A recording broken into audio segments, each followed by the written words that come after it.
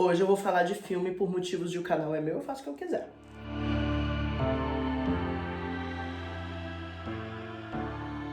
Olá, Cinemas! Meu nome é Alessandra, a biblioteca está aberta.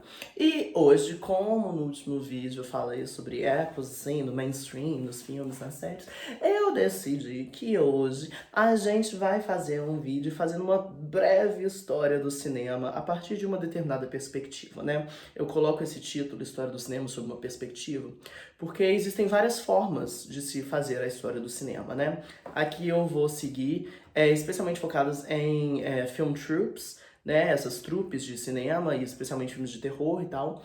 Então a gente vai começar falando lá de Nosferatu e a gente vai acabar comparando Resident Evil com Crepúsculo. E faz tudo sentido, então confia em mim. Vamos lá, bora! Então, a gente precisa construir na nossa cabeça que lá no início, Hollywood tinha os 4 grandes monstros, né, os Hollywood Monsters. E aí, quem eram esses monstros? Vamos começar com Drácula. Drácula, esse vampiro que todos nós conhecemos, que deriva de um livro do Bram Stoker. E o Bram Stoker é bem problemático, né? Ele publica um texto antes de morrer falando sobre como todos os autores homossexuais deveriam ter seus livros queimados e serem enviados pra cadeia. E é engraçado porque depois ele morre de clamídia, que era uma doença gay na época. Ai, Foucault. E aí a gente tem um filme que antecede Drácula, que é Nosferatu. E por que a gente precisa comparar esses dois filmes? O Nosferatu original, tá? Não é essa pataquada que eles fizeram recentemente, não. Porque, na verdade, Nosferatu é a história de Drácula. Se a gente pegar o romance Drácula, ele parece muito mais com Nosferatu do que com o filme Drácula. E por que isso aconteceu? Porque eles queriam fazer um filme de Drácula, e aí a família do Bram Stoker não cedeu os direitos. E aí eles falaram, pô, e se a gente mudasse o nome do vampiro? E aí a gente tira de Loki e coloca Nosferatu. E aí eles fizeram isso, aí eles foram processados pela família do Bram Stoker, a família ganhou, mas Nosferatu se tornou esse grande clássico do cinema, né? Tem aquela cena que ele levanta, de repente ele tá deitado e faz boom, e tem a mãozinha assim, né, Nosferatu. E aí, anos depois, fizeram Drácula. E o Drácula estrelava o Bela Lugosi, que na verdade interpretava o Drácula lá na Broadway, no musical Drácula. Tinha um musical Drácula na Broadway. Beleza. E aí o Bela Lugosi depois fez toda uma carreira como Drácula. Eles falam do Bela Lugosi naquele filme The Duff, sobre a amiga feia, não lembro qual que é o termo. Mas ela fala, tipo assim, eu sou quase um Bela Lugosi, é uma referência a esse Drácula. Beleza. Então esse é o nosso primeiro monstro de Hollywood. E é interessante a gente perceber como esse Drácula e esse Nosferatu eram monstros, não eram romantizados não. Mas depois a gente volta, vamos continuar. O próximo monstro que nós temos é a criatura do Frankenstein. E aí, Frankenstein, né, que foi um romance escrito pela Mary Shelley quando ela tinha 18 anos. Eu adoro falar da Mary Shelley porque ela estava num relacionamento, num casamento aberto com o Percy Shelley, que era um dos maiores poetas da Grã-Bretanha, né? E os dois eram bissexuais e tinham casos com outras pessoas do mesmo sexo, inclusive o Percy Shelley tinha um caso com John Keats, que era um outro poema. E aí, quando o Percy Shelley morre, eles queimam o corpo dele, só que o coração dele vira uma pedra, porque ele tinha um problema de cálcio. E aí a Mary Shelley pega o último poema que o Percy escreveu, enrola o coração dele no poema e guarda o coração até ela morrer. Ela tinha problemas. Depois a gente faz Frankenstein em outro vídeo, porque eu gosto muito desse livro, eu quero desenvolver algumas coisas em cima dele. Tá, mas volta. Então a gente tem esse segundo monstro, que é a criatura de Frankenstein, e que é pela primeira vez no filme chamada de monstro. Porque no romance, ele é a criatura.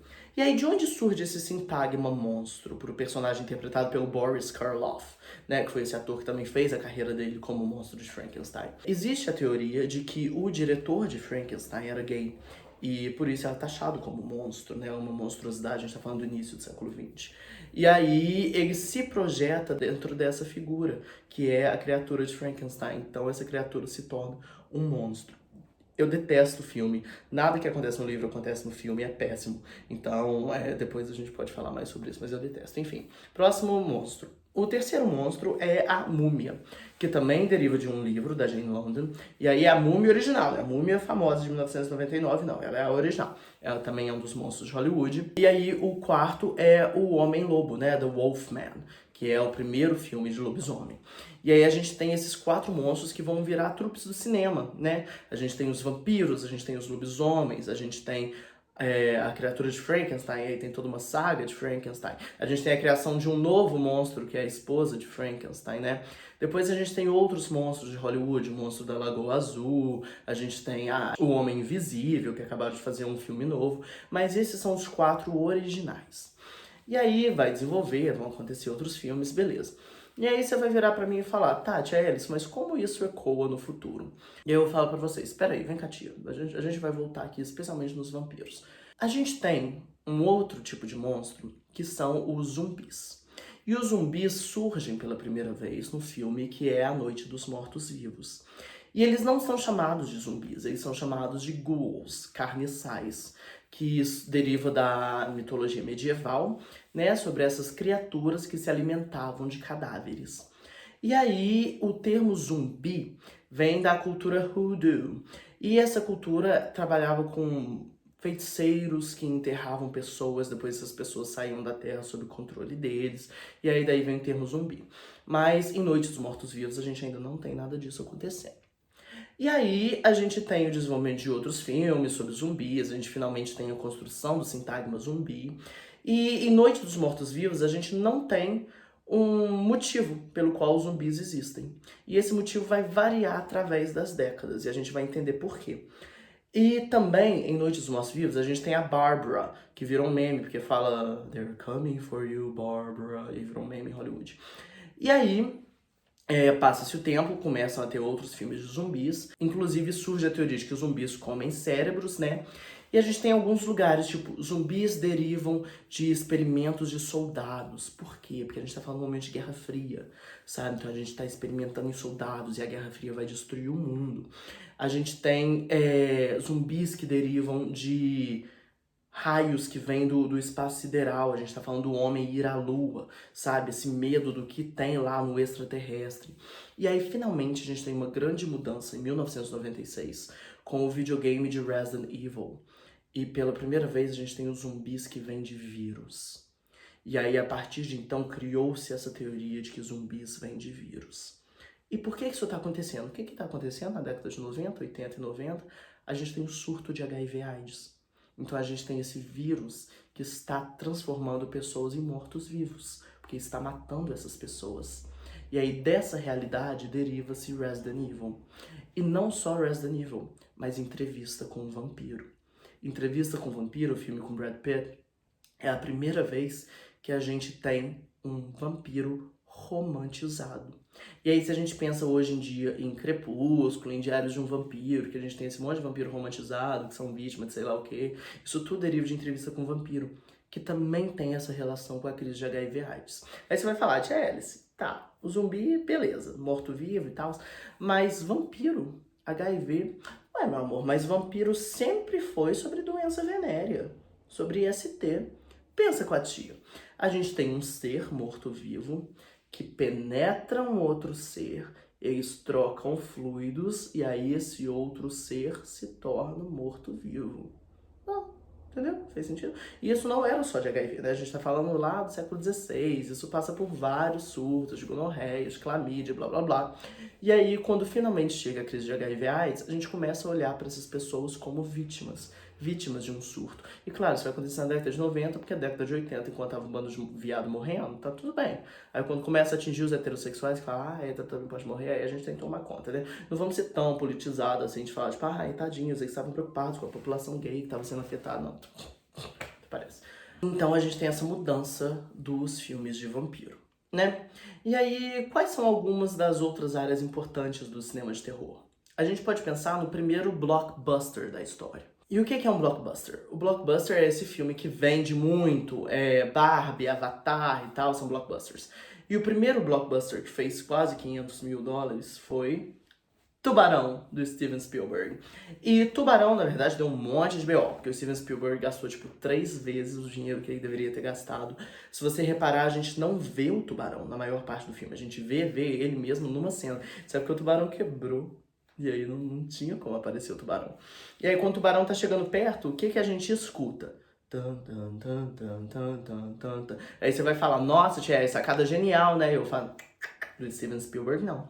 Porque, na verdade, a música para construção de tensão, a música para construção de terror, deriva de um filme anterior a Tubarão, em 1973, que era O Exorcista. O Exorcista trabalhou com como a trilha sonora consegue construir essa questão do terror. E aí depois isso chega em Tubarão, né? A gente tem esse grande blockbuster. E depois a gente vai ter o próximo grande blockbuster, que foi Star Wars. Então criou-se essa cultura de sempre tentar fazer esse filme que vai vender muito no verão e tal. E aí depois também, por causa de Tubarão, a gente tem vários filmes de piranha, jacaré, anaconda, né? Esses filmes de monstros, porque Tubarão vendeu muito, então se a gente produzir isso, talvez a gente consiga vender muitas coisas. E a gente tá vendo como o terror sai um pouco do sobrenatural, né? A gente joga para essas criaturas que realmente existem. Então a gente está dando um novo passo para o terror.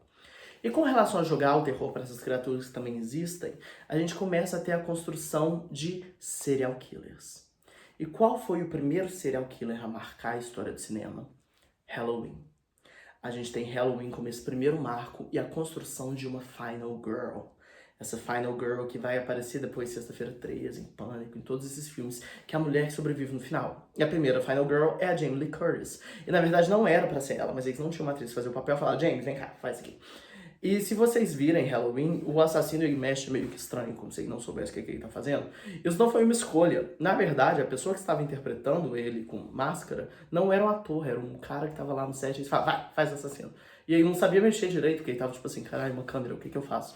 E aí criou-se essa tensão do assassino.